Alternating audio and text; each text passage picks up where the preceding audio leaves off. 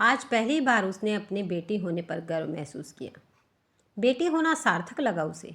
जिंदगी में पहली बार उसने स्वयं को माँ के इतना निकट पाया कि वो उनकी अंतरात्मा को देख पा रही थी, उनके हृदय पर हुए आघातों के घाव को देख पा रही थी। डोली में बैठे धीरजा के आंसू थमने का नाम नहीं ले रहे थे। सभी सोच रहे थे, आजकल की लड़कियां भी क्या विदा होते समय इतना रोती हैं? आज का ज़माना तो बाय बाय करके विदा हो जाने का है। फिर धीरजा को क्या हुआ है? बड़ी बहन कलिका तो उसे बार बार यही समझा रही थी कि क्यों इतना परेशान हो रही है। अच्छा ही तो है, क्या मिला है उसे इस घर से? नरक ही तो भोग रही थी अब तक यहाँ। पति का घर स्वर्ग समान होगा और न हो तो बनाने का प्रयास करना, यही तो वह संसार होता है जिसकी हर लड़की कामना करती है, जिसको पाने के लिए व्रत उपवास करती है। कितने ही सपने संजोती है ये छोटे से संसार के, और फिर पति के घर आकर साधिकार उन्हें साकार रूप देने की कोशिश करती है। पर धीरजा के आंसू का सबब तो कुछ और ही था। कैसे बताए वह दीदी को कि यह वो संसार नहीं है जिसकी उसने कामना की थी, यह वह स्वर्ग भी नहीं है जिसके लिए उसने व्रत उपवास किए थे, यह वो हमदर्द भी नहीं है जिसके कंधों पर सिर रखकर उसने अपने गमों को भूलने की खुशी चाही थी, यह वह हम सफ़र भी नहीं है जिसके साथ उसने ज़िंदगी का सफ़र तय करने की चाह की थी। उसका वह संसार तो लुट गया है, उसका स्वर्ग सिसकियों तले दब गया है। नहीं, वह दीदी को ये सब नहीं बताएगी। उसके दुख की अभिव्यक्ति तो उसके आंसू ही कर रहे हैं, जिनकी मूक भाषा पढ़ने में कोई भी समर्थ नहीं है। कोने में चुपचाप खड़ा श्री शायद उसके मन की बात समझ रहा था, पर वह सामने कैसे आता? धीरजा ने ही तो मना किया था। धीरजा को मालूम भी नहीं था कि श्री खंबे की ओट से उसे देख रहा है। माँ से तो कुछ भी कहने का प्रश्न ही नहीं उठता। उन्होंने तो उस समय भी कुछ नहीं सुना जब दीपक के आने पर मात्र 6 साल की बालिका से माँ का आंचल छिल गया था। उसके हिस्से की लोरी माँ ने दीपक के कानों में उड़ेल दी थी। 10 साल की कलिका एकाएक बड़ी हो गई। तब वह उसे अपने गले से लगा धीरे धीरे थपकी देकर अपने पास उलाने लगी, और फिर एक एक करके माँ की सारी जिम्मेदारियाँ उसकी ओर बढ़ने लगी। जो सुबह 5 बजे पानी भरने से आरंभ होती और झाड़ू पोछा, सुबह का नाश्ता, स्कूल, बर्तन साफ करना, शाम को खाने में माँ का हाथ बटाने जैसी तमाम टेढ़ी मेढ़ी पथरीली राहों से गुजरती हुई बिस्तर पर पहुंचकर ही ख़त्म होती। और हाँ, इस बीच उसे धीरजा को नहलाना, तैयार करना, नाश्ता कराना आदि कार्यों के साथ कितने ही बहाने बनाते हुए उसे माँ की डांट से बचाना भी होता था। यह सब उसकी 24 घंटे की दिनचर्या का ही हिस्सा था। 2 पुत्रियों के बाद 2 पुत्रों की जन्मदात्री का पारिवारिक दर्जा कुछ ज़्यादा ही ऊंचा हो गया था, इसलिए उनका अधिकार क्षेत्र निरंतर बढ़ता जा रहा था और पिता उसी गति से असहाय होते जा रहे थे। इसलिए जब वो समाज की दृष्टि में स्वयं को हीन बनाने वाली सुपुत्रियों पर अपना कार्यभार सने सने बढ़ाती रही, तो पिता के पास उसे अनदेखा कर स्वीकारने के अलावा कोई और विकल्प नहीं रहा। न ही उन्होंने कुछ ऐसा महसूस किया। एकाएक पुत्रियों के प्रति अपने कर्तव्य से भी वो अनभिक्ष सी हो गई। ममता की शाखा एक ही ओर से फलती फूलती रही, दूसरी ओर से उसके निरंतर सूखते रहने का कोई दुख भी नहीं था। बड़े होने के साथ साथ ये सब कलिका की आदत में शामिल हो गया था। धीरजा भी बढ़ती उम्र के साथ घर के वातावरण और माँ के स्वभाव में आए परिवर्तन को समझने लगी थी। दीदी के नक्शे कदम पर चलते हुए अब वो दीदी का हाथ बटाने लगी। इस तरह दीदी को थोड़ा आराम मिल जाता। रात को दोनों अपनी आप बीती सुना हल्की हो लेती या फिर स्कूल कॉलेज की किसी बात पर हंस लेती थी। मनोरंजन के नाम पर बस यही कुछ पल उनके अपने थे। यह जिम्मेदारी वह दीदी की शादी के बाद भी बखूबी निभा रही थी, पर कभी कभी अपने मन की बात किसी से न कह पाने पर वह स्वयं को बहुत अकेला महसूस करती। माँ से निरंतर बढ़ती दूरियों ने उसे काफ़ी कुछ ऐसे में स्वयं में सिमटने पर मजबूर कर दिया था। इस बोझिल वातावरण से उसे बाहर निकलने और उसके तपते हृदय पर शीतल छींटे देने के लिए प्रकट हुआ।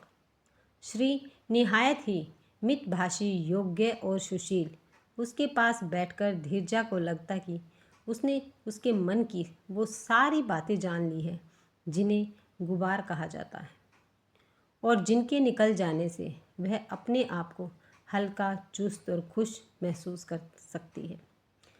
कॉलेज के सामने ही LIC के ऑफिस में वह काम करता था।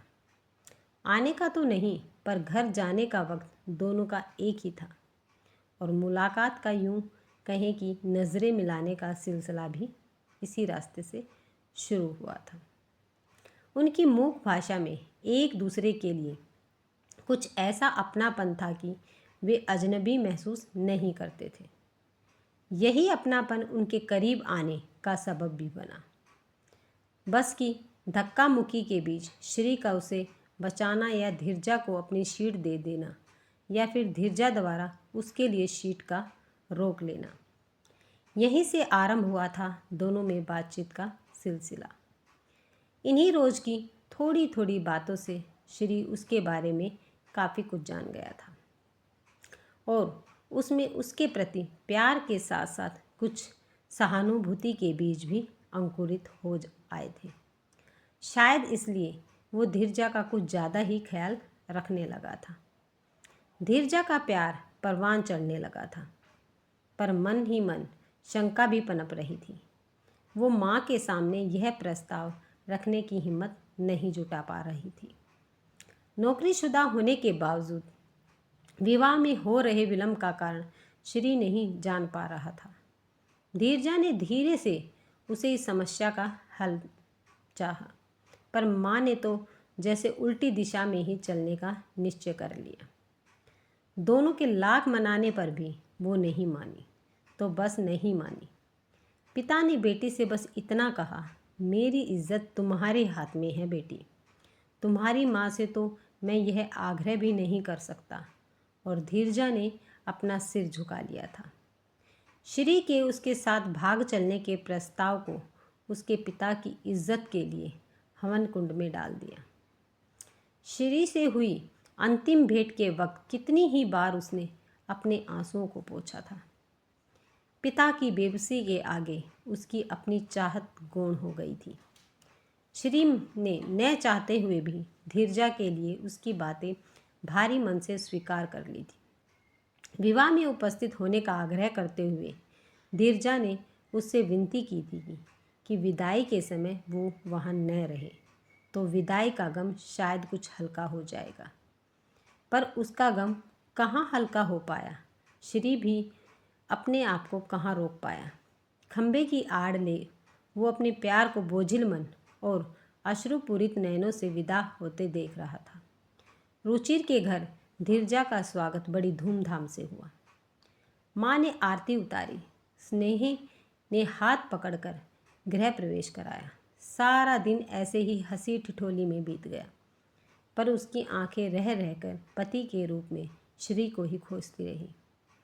रात को सुहाग की सेज पर बैठी रुचिर का इंतजार करते उसे बहुत ही घबराहट हो रही थी।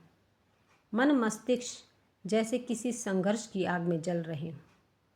वो नई स्थिति से सामंजस्य बिठाने में अपने आप को असमर्थ पा रही थी। उसका त्याग क्या व्यर्थ जाएगा? उसकी तपस्या का क्या उसे कोई फल नहीं मिलेगा? उसने अपनी मन शक्ति को अपने आप में समाहित किया और एक दृढ़ संकल्प लिया, मैं तन मन धन से रुचिर की होकर रहूँगी। उसके और उसके परिवार के लिए मैं सदैव कुछ भी करने के लिए तत्पर रहूँगी। अपनी पिछली ज़िंदगी याद कर उसका मातम मना अपनी और रुचिर की ज़िंदगी में जहर नहीं घोलूँगी। रुचिर ही अब मेरा सर्वस्व है। कदमों की आहट ने उसे चेताया। उसने रुचिर के समक्ष अपने आप को पूर्ण समर्पित कर दिया। कर्तव्य और धीरज की चादर ओढ़कर उसने अपनी नई जिंदगी की पहली सुबह की किरणों का स्वागत किया। रुचिर को निश्चित भाव से गहरी नींद में सोता देख उसे बड़ा सुकून मिला। लगा कर्तव्य की पहली सीढ़ी उसने पार कर ली है। कर्तव्य की अनेक सीढ़ियां सफलतापूर्वक पार करते हुए विवाहित जीवन के 24 साल कैसे बीत गए उसे पता ही नहीं चला। अब तक वो अपनी बेटी को ब्याह चुकी थी। बेटा भी पढ़ लिख कर एक प्राइवेट फर्म में एग्जीक्यूटिव के पद पर काम कर रहा था। कुल मिलाकर उसका जीवन सुखमय और संतोषजनक था। उसे किसी चीज़ की कमी न थी और न ही चिंता। इस बीच उसने न अपने माता पिता को याद किया और न ही श्री को। वह रुचिर में या कहे कि रुचिर उसमें इस हद तक समाहित हो गया था कि उससे अलग वह अपना अस्तित्व देख ही नहीं पाती थी। ऐसा नहीं था कि उसे कभी उलझनों का सामना करना ही नहीं पड़ा। ऐसे में या तो वो अपनी दीदी से मार्गदर्शन लेती या फिर उन्हें कविता का रूप दे हल्की हो लेती। पिता के पत्र से उसे मालूम हो गया था कि सागर सपरिवार दुबई जाकर बस गया है। दीपक पहले ही मुंबई में बस गया था और जब तक रहने के मकान की समस्या को उजागर कर यह जता ही देता था कि माँ बाप का उसके साथ रहना लगभग नामुमकिन है। कुछ समय बाद पिता के एक और खत ने उसे बताया कि अकेला घर उन्हें काट खाने को दौड़ता है और वे दोनों ही आजकल बीमार रहने लगे हैं। वह कुछ कुछ समय के अंतराल से उन्हें देखने चली जाती थी, पर वहाँ रहकर उनकी सेवा करना उसके सामर्थ्य में नहीं था। उसकी आवश्यकता उसके परिवार को अधिक थी। उसके बूढ़े सास ससुर भी तो उसी पर निर्भर थे। रात 10:30 बजे उसके माता पिता अपने थोड़े बहुत सामान के साथ उसके ड्राइंग रूम में बैठे थे। थके हारे टूटे हुए से उनके कंधे झुके हुए थे। पता नहीं बेटी के प्रति अपने कर्तव्य पूरे न कर पाने की शर्मिंदगी से या बेटों द्वारा अपने कर्तव्य पूरे न किए जाने के बोझ से।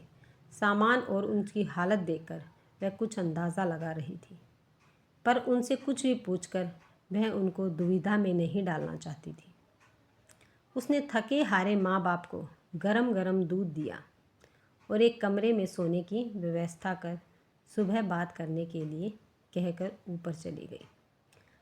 धीरजा ने जब अपने कमरे में प्रवेश किया तो रुचिर गहरी नींद में सो रहा था। ऐसे में उसने उसकी नींद में विघन डालना उचित नहीं समझा। सुबह बात करने का विचार कर वह सो गई।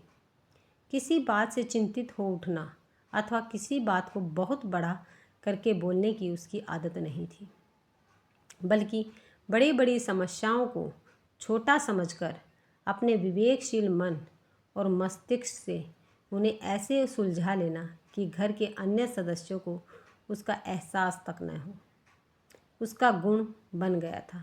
इसलिए ऐसे में माँ बाप के आने से उसे किसी प्रकार की चिंता नहीं हुई। सुबह जब उसने रुचिर को बिस्तर पर चाय पकड़ाई और स्वयं वहीं बैठ गई तो रुचिर की प्रश्नसूचक नज़रें स्वतः ही धीरजा की ओर उठ गई। अन्यथा धीरजा के पास सुबह इतना वक्त नहीं होता था कि पति के पास बैठकर दो बातें कर सके। धीरजा धीरे से बोली, रात को माँ बाबूजी आए थे। आप सो रहे थे, इसलिए मैंने जगाना उचित नहीं समझा।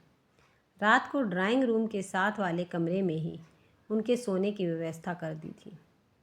कहकर वह उसकी ओर देखती हुई चुप हो गई। कुछ कहना चाह रही हो? हाँ, सोच रही हूँ। दीदी आसाम में है, सागर दुबई में है और दीपक मुंबई में है। उसका घर भी छोटा है। माँ बाबूजी वहाँ समा नहीं पाएंगे। उन्हें सिमरन वाला कमरा दे दें। अपना बुढ़ापा वो भी हम लोगों के बीच हंसी खुशी बिता ले। कहकर उसने रुचिर की ओर सहमति की आशा से देखा। रुचिर बगल वाली मेज पर कप रखते हुए बोला, धीरजा, मुझे मालूम है तुम जो भी निर्णय लेती हो निस्वार्थ भाव से लेती हो। तुम्हारे निर्णयों से हमेशा ही हम सबका भला हुआ है। मुझे तुम्हारे द्वारा लिए गए निर्णयों पर आपत्ति करने का कोई कारण नज़र नहीं आता। जैसा उचित समझो वैसा करो। जब जब तुम अपने सामाजिक दायित्वों को पूरा करने की दिशा में कदम उठाती हो, मुझे बहुत खुशी होती है। लगता है तुम मेरे दायित्व पूरे कर रही हो, इसलिए शायद मैं सब ओर से इतना निश्चित हो गया हूँ कि किसी चीज़ का ख्याल ही नहीं रहता। सच मानो तो तुम्हें पाकर मेरा सिर गर्व से ऊंचा हो गया है। यह कहने की बात नहीं है, इसलिए यह बात मैं तुम पर प्रकट भी नहीं करता, पर हृदय में सदा ऐसा ही अनुभव करता हूँ। धीरजा ने संतोष की सांस ली। आज पहली बार उसने अपनी बेटी होने पर गर्व महसूस किया। बेटी होना सार्थक लगा उसे। जिंदगी में पहली बार उसने स्वयं को माँ के इतना निकट पाया कि वो उनकी अंतरात्मा की टीस सुन पा रही थी, उनके हृदय पर हुए आघातों के घाव को देख पा रही थी। अगली सुबह से वह उन घावों की मरहम पट्टी करने में जी जान से जुट गई।